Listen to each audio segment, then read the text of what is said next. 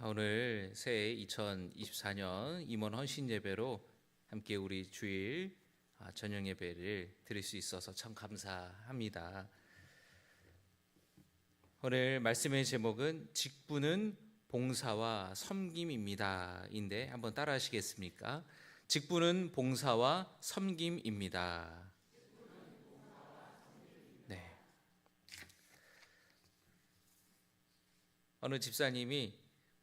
어느 성도님이 이제 집사님이 됐어요. 그러니까 엄마 집사 됐다 하니까 그 아들이 엄마 그럼 레벨업 한 거예요?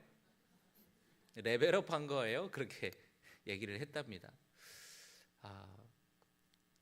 직분을 받는다라는 거, 특별히 오늘 우리 신천 집사님 또 권사님 되신 분들 또 특성도 하시고 또 이렇게 순서를 맡아주셨는데, 오늘 이 시간은 신천 집사님, 권사님들만 헌신을 다짐하는 자리가 아니라 직분을 받은 모든 우리가 하나님 앞에, 다시 말씀 앞에 직분을 받은 것을 감사하면서 헌신하는 자리라는 것을 우리 모두가 여러분 모두가 기억하시기를 주님의 이름으로 축복합니다. 이름 없이 빚도 없이 감사하며 나가리라. 함께 이렇게 찬양을 부르셨는데 정말 여러분 그러실 건가요? 그러실 수 있으신가요? 이름 없이 빚도 없이, 목사가 칭찬해 주지 않아도, 성도들이 박수해 주지 않아도, 보이지 않는 곳에서 이름 없이 빚도 없이 그렇게 섬기겠다라는 여러분의 결단과 헌신의 고백이 계속해서 나아가기를 주님의 이름으로 축복합니다. 교회가 세워지고 부흥하게 되면서 초대교회 안에서 자연스럽게 교회 안에서 어떤 역할을 감당할 사람들이 필요하게 되었습니다. 여러분이 성경을 쭉 보면은 처음부터 이런 직분들이 체계가 잡혀져 있던 것이 아니었어요. 처음에는 예수님을 따르는 무리들이 있었습니다. 우르르 따라다니는 무리들이 있었어요.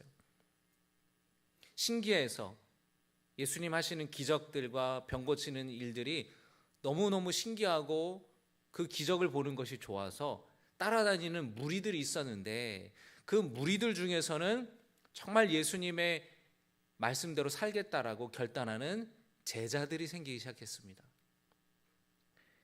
누가복음을 보면은 예수님께서 70명의 사람들을 따로 세워서 각 마을로 보내시는 장면이 나와요.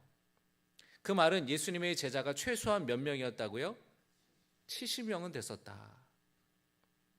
사도행전을 보면은 성령을 기다리면서 마가의 다락방에서 함께 기도하던 제자의 수가 120명이었습니다. 그러면 우리는 최소한 70명에서 120명 정도가 제자로 불리는 사람들이었다는 것을 우리가 알 수 있겠죠. 그 중에서 특별히 사도라고 불리우는 12명의 제자들이 있었습니다. 이 제자들 중에서도 리더들이겠죠. 예수님이 직접 제자로 부르셨던 이들이었어요. 여러분이 잘 아시는 베드로, 안드레, 야고보, 요한, 마태, 누가, 이들은 예수님에 관해서 가르쳤고 예수님이 하신 말씀에 대해 가르쳤어요. 그래서 예수님이 어떤 인생을 사셨고 어떤 분이며 예수님이 어떤 일을 행하셨는지, 어떤 말씀을 전했는지 전했던 이들이 바로 이 사도들이었습니다.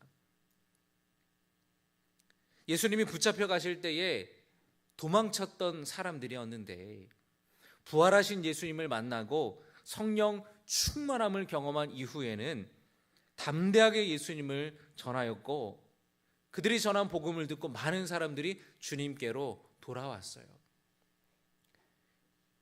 대표적인 사람이 바로 베드로죠.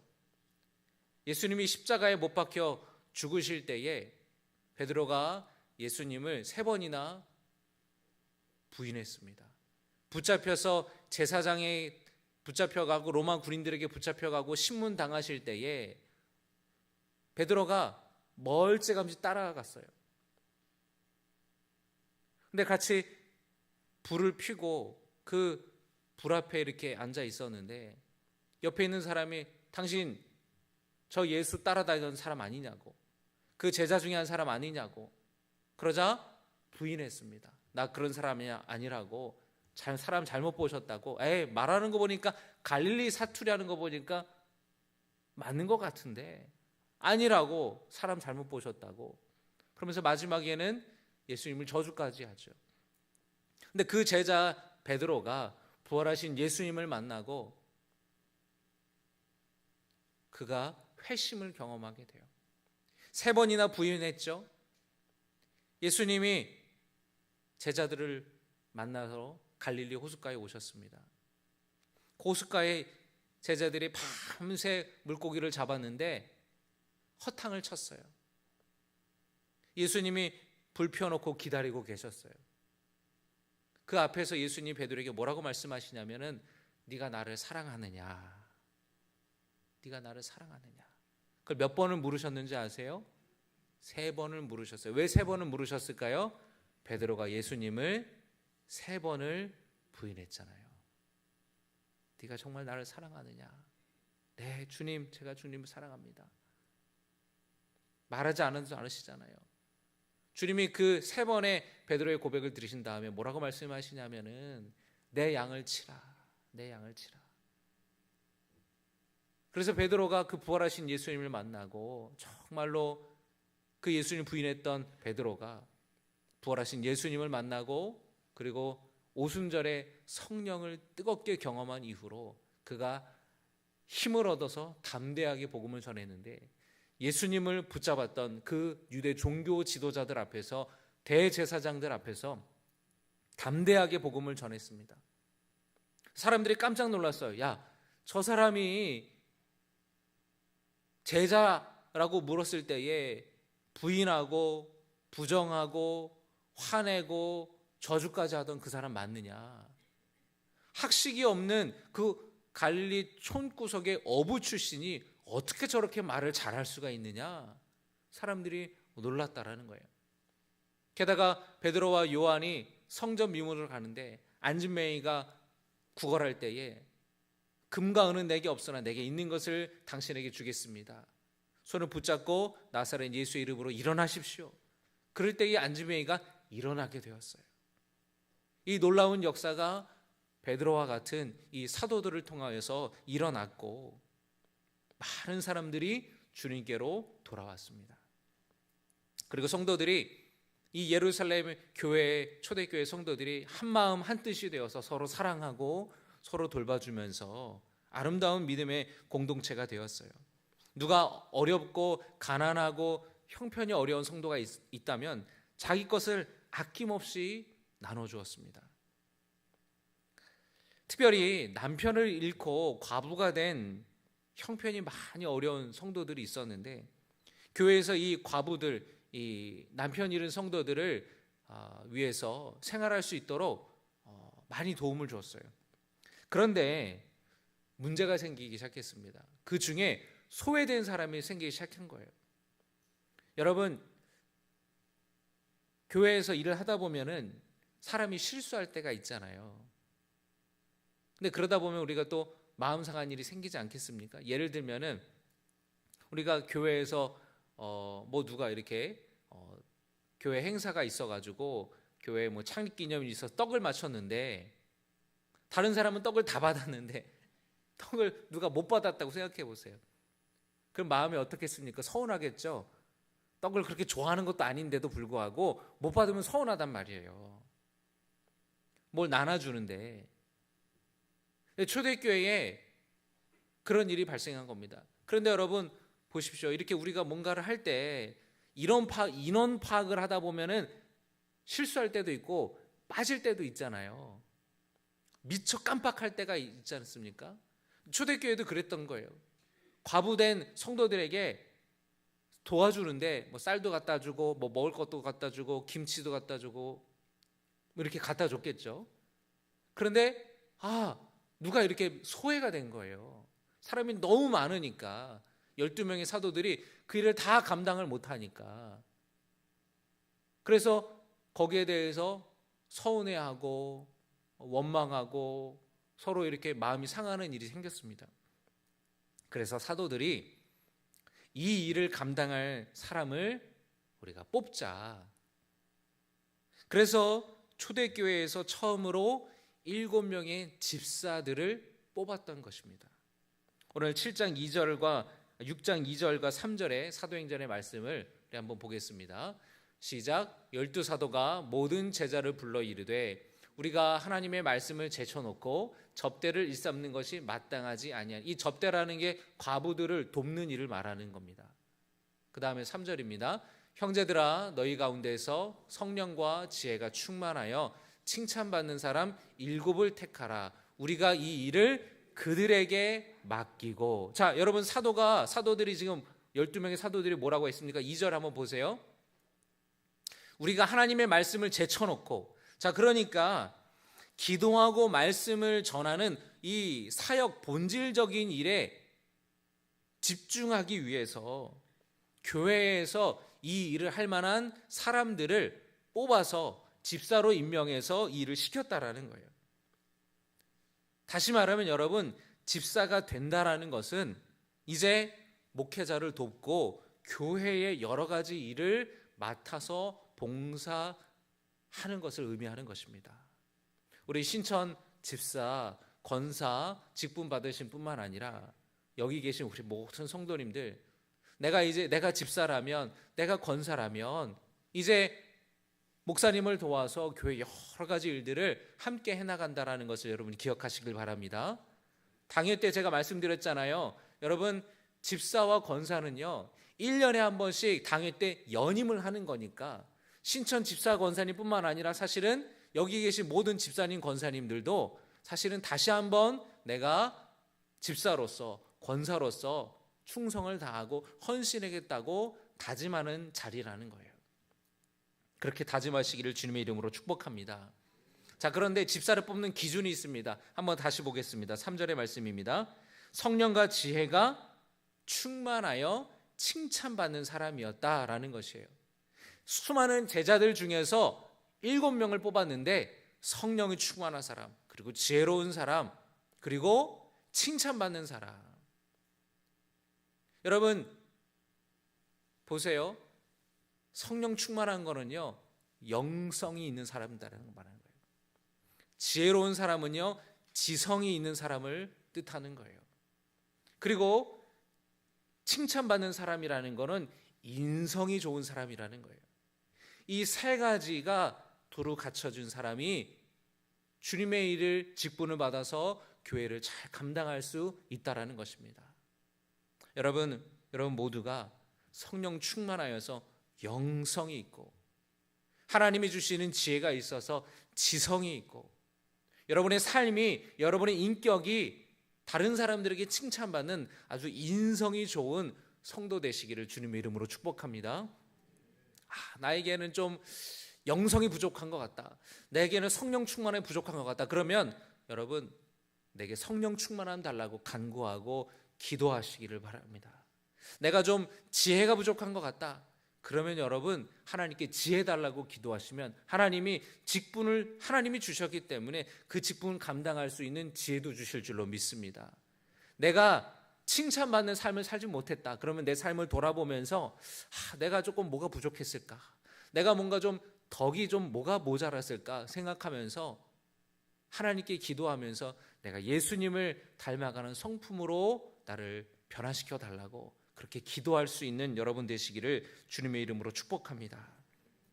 그렇게 사도들이 본연의 목적, 본연의 그 사역들, 기도하고 말씀 전하는 그 일들의 사역에 집중하고 또 선출된 집사들이 교회 여러 성도들을 돌보는 일을 각각 맡아서 그 일을 집중하여서 감당했을 때에 교회는 더욱 부흥했다라는 것이에요.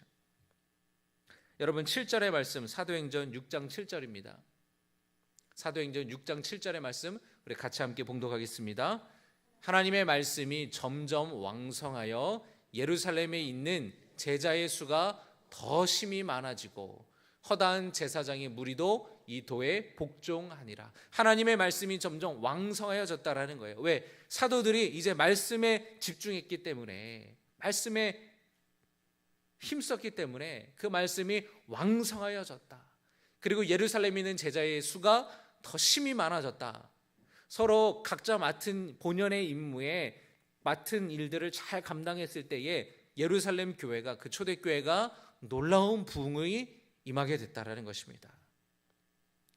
여러분, 집사님이 되고 권사님이 되어서 이제 우리가 그 받은 직분을 가지고 우리에게 맡겨진 일들을 잘 감당하여서 우리가 하나님을 기쁘시게 하고 우리가 섬기는 신갈교회가 정말로 부흥하는 교회로 세워지기를 주님의 이름으로 축복합니다.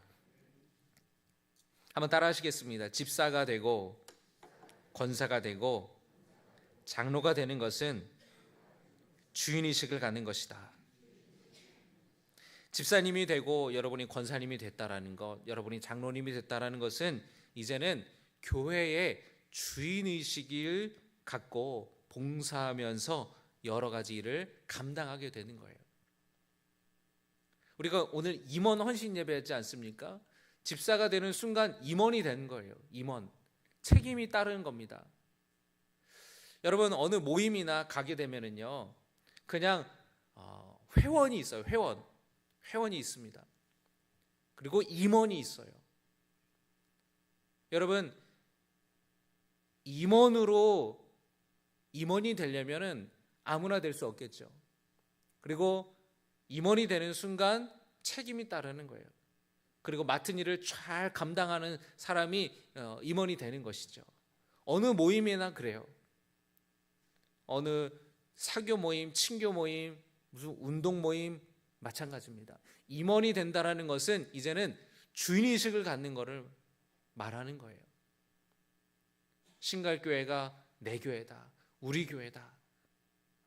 교회를 사랑하고 더 사랑하는 성도 되시기를 주님의 이름으로 축복을 합니다.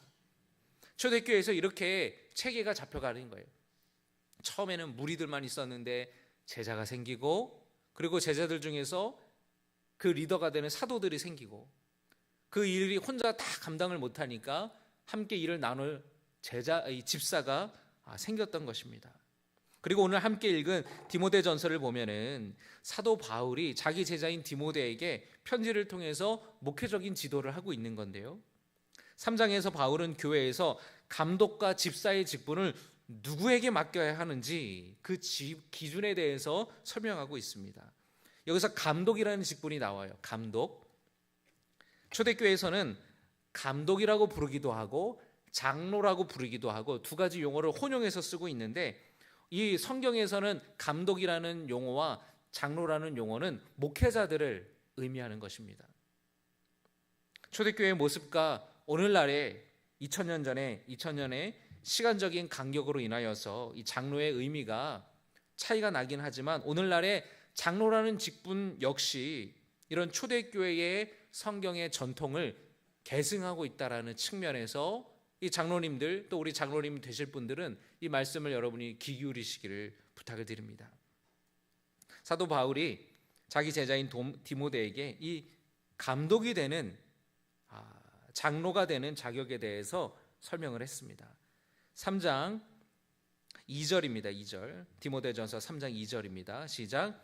그러므로 감독은 책망할 것이 없으며 책망할 것이 없어야 된다라는 거예요. 흠이 없어야 된다라는 겁니다. 그 다음입니다. 한 아내의 남편이 되며, 한 아내의 남편이 된다라는 거는 그럼 목사님 결혼 안 한 사람은 장로 못 되나요? 그게 아니고요. 여러분, 이 당시에는 오늘날처럼 일부일처제가 아니었어요.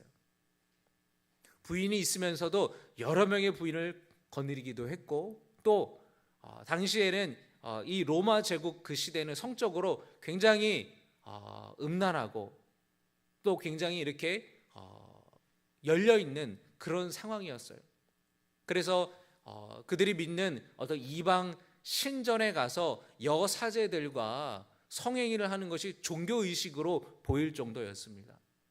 그래서 어떤 돈을 주고 성을 사는, 성매매하는 일들도 그게 인간의 쾌락을 위해서는 그렇게 할 수 있는 거 아니야? 굉장히 성적으로 관용적인 시대였어요. 그렇기 때문에 한 아내의 남편이 된다라는 것, 그 한 아내만 사랑하고 한 아내만 충실하고 그 가정을 이룬다라는 것은 굉장히 그 시대에서는 특별한 그런 삶을 살아가는 것이었습니다. 그래서 싱글이면 안 된다 그런 뜻이 아니라 남편으로서 아내에게 신실하고 아버지로서 자녀들에게 신실한 삶을 사는 사람이어야만 된다라는 것입니다. 또 세 번째로 뭐라고 되어 있습니까? 절제하며 신중하며 단정하며. 자, 이런 사람이 된다라는 거예요. 단정하다라는 것은 어떤 외적인 단정이 아니라 그 행동이 반듯하고 존경받을 만한 사람이어야 된다라는 것입니다. 그 다음에 나그네를 시작. 나그네를 대접하며. 그래서 이 나그네라는 사람, 어려운 사람들, 힘든 사람, 그 사람들에게 주변에 힘든 사람에게 사랑을 베풀어주는 사람, 그런 성품이 있어야 된다라는 겁니다. 또 가르치기를 잘하며. 자, 여러분, 이거는 집사에게 요구되는 건 아니에요. 이건 장로에게 요구되는 겁니다. 왜냐하면 장로는 아까 초대교회 경우는 목회자를 말한다 그랬죠. 말씀을 가르치는 사람이기 때문에 바로 그걸 의미하는 것인데, 오늘날에도 여러분 장로의 역할이 가르치는 역할이 있습니다. 그래서 목회자가 부재 시에는 장로님이 기도 인도도 하고 사실 설교도 할 수 있어요. 우리 감리교는 평신도 설교자가 처음에 많이 활발히 있었습니다. 또 3절의 말씀 우리 함께 같이 읽겠습니다. 술을 즐기지 아니하며 구타하지 아니하며 오직 관용하며 다투지 아니하며 돈을 사랑하지 아니하며. 관용한다라는 것은 너그러운 것, 이해하는 것, 참고 양보하는 것, 호의를 베풀고 친절하는 것, 그것이 장로에게 필요한 인품이라는 거예요. 장로가 되려면 여러분 성도들의 지도자가 되는 건데, 성도들과 싸우면 장로의 자격이 없는 거예요. 막 다투고 자기만 알고 이기적으로 굴고 한다면 장로의 자격이 없고, 너그럽게 정말 교회의 어른으로서 양보하고 이해하는 그런 성품이 요구되는 것이다 라는 것입니다. 또 돈을 사랑하지 않은 것. 여러분 성경에서 돈에 대한 이야기가 참 많이 나오는데 예수님도 말씀하셨습니다. 두 주인을 섬길 수 없다. 만몬이라는 물질과 하나님 둘을 다 섬길 수 없다라고 이야기를 합니다. 돈을 사랑함이 일만하게 뿌리가 된다고 이야기를 해요. 돈은 여러분 우리가 돈 없이는 살 수 없고 물질이 필요합니다. 그런데 사랑하는 거는 또 다른 이야기예요. 사랑하는 것은 그것이 삶의 목적이 돼버리는 거예요. 돈은 수단인데 목적이 되는 순간 그게 바로 돈이 신이 돼버리는 거예요. 그런 사람이면 그런 돈을 사랑하지 않은 사람이어야 된다라는 것입니다. 또 4절의 말씀도 같이 읽겠습니다. 자기 집을 잘 다스려 자녀들로 모든 공손함으로 복종하게 하는 자라야 할지며. 자녀 양육을 잘 시켜야 된다. 또 6절 읽겠습니다. 시작.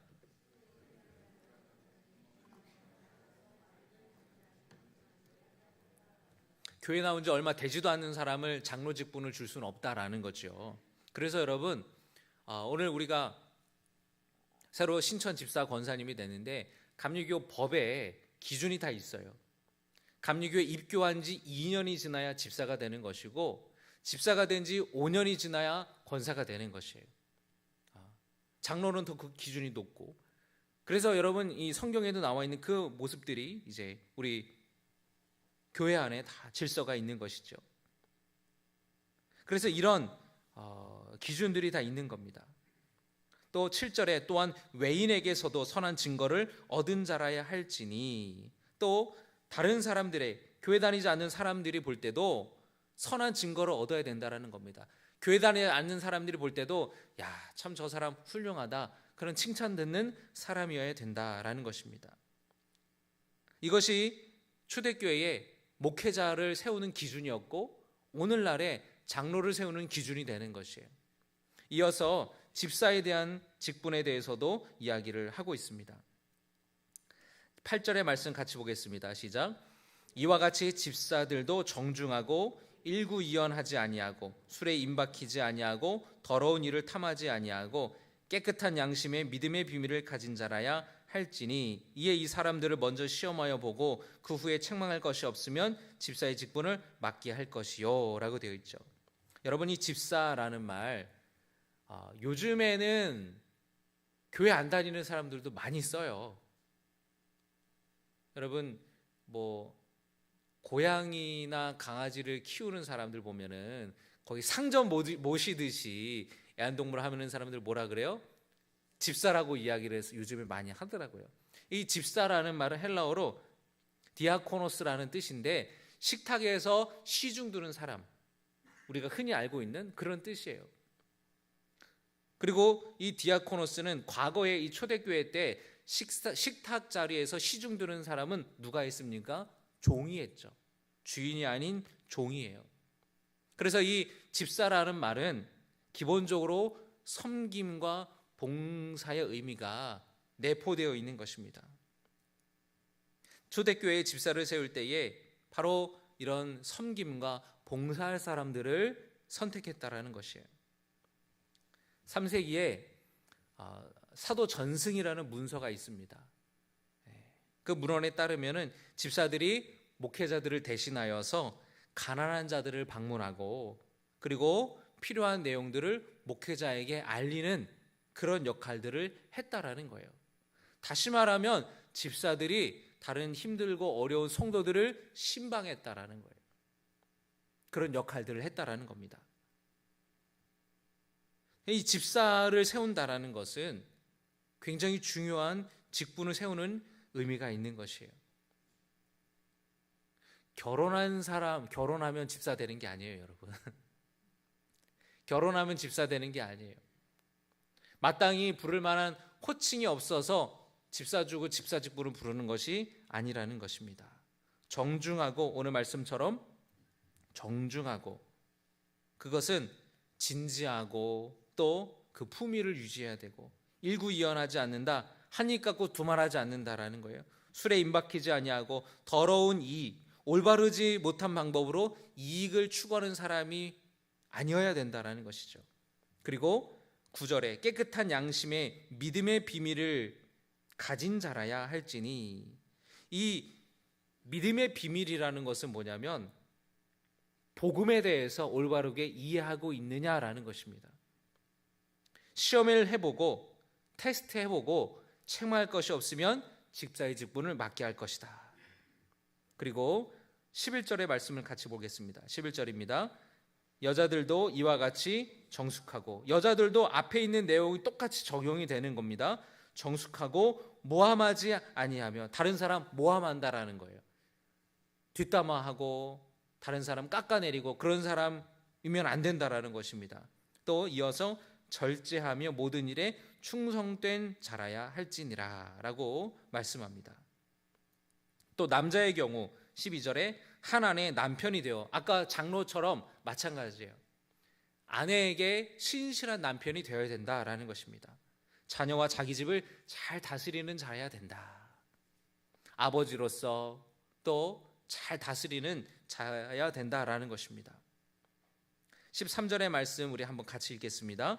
집사의 직분을 잘한 자들은 아름다운 지위와 그리스도 예수 안에 있는 믿음의 큰 담력을 얻느니라. 할렐루야. 사도 바울은 말하기를 이 집사 직분을 잘 감당하는 사람들은 아름다운 지위를 얻을 것이라는 겁니다. 하나님께서 아름다운 지위라고 그 집사의 직분을 여겨주신다라는 거예요. 그렇게 섬기고 봉사할 때에 하나님의 상급을 허락하여 주신다라는 거예요. 또 믿음의 큰 담력을 주신다. 그 직분을 감당할 수 있는 믿음 주시고 담대함을 주신다라는 것입니다. 여러분, 하나님이 주시는 담대함으로 살아가시기를 주님의 이름으로 축복합니다. 뿐만 아니라 집사는 전도에 열심을 내어야 돼요. 여러분, 초대교회 사도들이 7명의 집사를 세웠는데 그 중에 순교자가 나왔습니다. 스데반 집사가 복음 전하다가 순교했어요. 얼마나 믿음이 좋았는지. 사도들도 순교하지 않았는데 제자들 중에서 이 집사로 뽑힌 이들이, 스데반이 먼저 순교를 당했어요. 빌립 집사는 에티오피아 내시를 전도하고 여러 지역을 다니면서 복음을 전했습니다. 우리 신천 집사 권사 되신 여러분들, 여러분 열심히 전도하시기를 바랍니다. 그 외에 우리 여기 계신 우리 모든 집사님, 우리 권사님, 장로님, 우리 직분 받으신 모든 성도님들, 올 한 해 정말로 여러분 전도 대상자 이름 쓰신 그분들을 위해서 기도하시고 열심히 전도하는 우리 모두가 되시기를 주님의 이름으로 축복합니다. 여러분, 그런데 말씀을 들으면서 좀 의아한 생각이 들지 않습니까? 그런데 목사님, 성경에 장로에 대해서는 이야기하고 집사에 대해서는 얘기했는데 왜 권사에 대해서는 이야기 안 합니까? 궁금하셨죠? 여러분, 권사라는 뜻은 권면하는 사람, 권하는 사람이라는 뜻이에요. 성도들을 찾아가서 권면하는 겁니다. 불신자를 찾아가서 복음을 권하는 거예요. 우리나라 초대 한국 교회에는 권서인이라고 불리우는 사람들이 있었어요. 권서인에서부터 권사가 생긴 거예요. 권서인이라는 게 무슨 뜻이냐? 책을 권하는 사람. 그 책이 어떤 책일까요? 성경책. 옛날에 여러분, 우리나라에는 성경책이 어떻게 전래되었느냐? 만주에 스코틀랜드 로스라는 선교사가 있었는데, 만주에서 그가 중국에서 복음을 전하다가 조선의 복음을 전해야겠다, 그렇게 마음을 먹었어요. 근데 이 만주에는 우리나라 장사꾼들이 막 왔다 갔다 했습니다. 의주 출신, 지금의 북한이죠. 의주 출신의 장사꾼들이 만주로 왔다 갔다 하면서 상인들이 많았어요. 이 로스 선교사가 그 중에 한 사람을 채용을 하는 거예요. 나에게 한글을 좀 가르쳐 달라고. 그리고 이 성경을, 한자 성경을 한글로 번역하는 거를 당시 좀 도와달라고. 그래서 만주에 있는 로스 선교사가 의주 출신의 장사꾼의 도움을 받아서 성경을 번역해요. 복음서를 먼저 번역을 합니다. 그래서 그 복음서를 보면은요, 북한 사투리, 이 의주 사투리가 거기에 이렇게 있어요.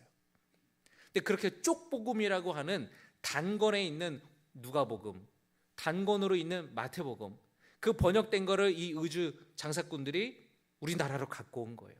그러니까 사실은 이 역사적으로 보면은 우리나라에 선교사가 들어오기 전에 이미 그 의주 출신 장사꾼들을 통해서 성경이 들어왔고, 그 성경을 서로 그 동네 마을에서 이렇게 읽어보면서 자생적으로 예수 믿는 기독교인들이 생성되기 시작했어요. 그래서 선교사들이 들어왔을 때에 깜짝 놀랐어요. 아니, 선교사가 들어와서 복음을 전한 적도 없는데 어떻게 이 동네에 예수 믿는 사람들이 있냐 말이죠.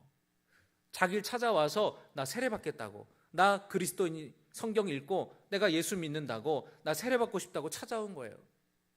그래서 선교사가 물어보니까 이미 자기가 오기 전에 벌써 성경을 읽고 이미 예수를 영접한 사람들이라는 거예요. 그래서 여러분, 우리나라는 선교사에 의해서 수동적으로 복음을 받아들이는 민족이 아니라 적극적으로 우리가 먼저 복음을 찾아 나섰던 민족이라는 거예요. 그런데 그 성경, 그 쪽복음으로 들어왔던 성경, 이 단권으로 66권이 아닐 때 돌아다니면서 사람들에게 성경을 권하고 전하던 사람들이 바로 권서인이었다라는 것입니다. 선교사들을 도와서, 그리고 초창기에 처음 목회자들이 있던 목사님들을 도와서 복음을 전하고 성경을 권하던 사람, 권서인이라는 거예요. 그래서 우리 한국 교회는 전통적으로 이 권사라는 직분이 그렇게 생긴 겁니다. 얼마나 여러분 그 권사라는 직분이 정말 아름다운, 얼마나 중요한지. 복음을 권하는 사람이다. 그리고 다른 사람에게 가서 위로하고 방문하고, 목회자가 직접 갈 수 없는 곳을 신방하고 살피면서 위로하는 역할들을 권사들이 했었다라는 것입니다. 권사가 된다라는 건 여러분, 이제 속회를 인도할 수 있는 속장이 되었다라는 거예요. 속도원들을 잘 돌보시고 속도원들을 위해서 기도하시는 여러분 되시기를 주님의 이름으로 축복합니다. 말씀을 정리하겠습니다. 직분은 섬기고 봉사하는 직분입니다. 집사가 된다라는 것은 섬기는 사람, 봉사하는 사람, 일꾼이 된다라는 거예요. 교회 안에 입김이 세지는 것도 아니고 레벨업 되는 것도 아니고 경력을 쌓는 것도 아닙니다. 더 많은 부분을 내가 섬기고 봉사하는 것이에요. 교회의 구석구석을 돌아보는 것입니다. 하나님을 사랑하는 마음이 커지는 것이고 교회를 사랑하는 마음이 커지는 것이고 목회자를 사랑하는 마음이 커지는 거예요. 한 사람의 헌신된 사람이 교회를 변화시킵니다. 이름도 없이 빚도 없이 맡겨진 사명을 잘 감당하여서 주님의 사랑받고 아름다운 지위를 받는 여러분 되시기를 주님의 이름으로 축복합니다. 사람들에게 박수받지 못하고 칭찬받지 못하면 어떻습니까? 하나님이 기억하시는데 하나님이 알고 계신데 그거면 됐지. 여러분 뭐가 부족하겠습니까? 오늘 이 시간도 이 말씀 앞에 우리가 헌신을 다짐하는 귀한 성도들 되시기를 주님의 이름으로 축복합니다. 기도하겠습니다. 참 좋으신 아버지 하나님, 오늘 임원 헌신 예배로 함께 모여서 주님 앞에 말씀 앞에 다짐합니다. 집사로 새롭게 천거받아 또 임명받고 권사로 또 이렇게 천거받아 임명을 받았습니다. 뿐만 아니라 우리 모든 집사님 또 권사님 장로님 우리에게 직분 주심에 감사하며 이 시간에 또 말씀 앞에 결단합니다. 하나님 더욱더 섬기며 봉사하는 주님의 일꾼으로 살아가게 하여 주시고 그냥 교회를 왔다 갔다 하는 그런 신앙인이 아니라 주인의식을 가지고 하나님을 사랑하고 교회를 사랑하고 돌보는 일꾼으로 살아갈 수 있도록 인도하여 주시옵소서.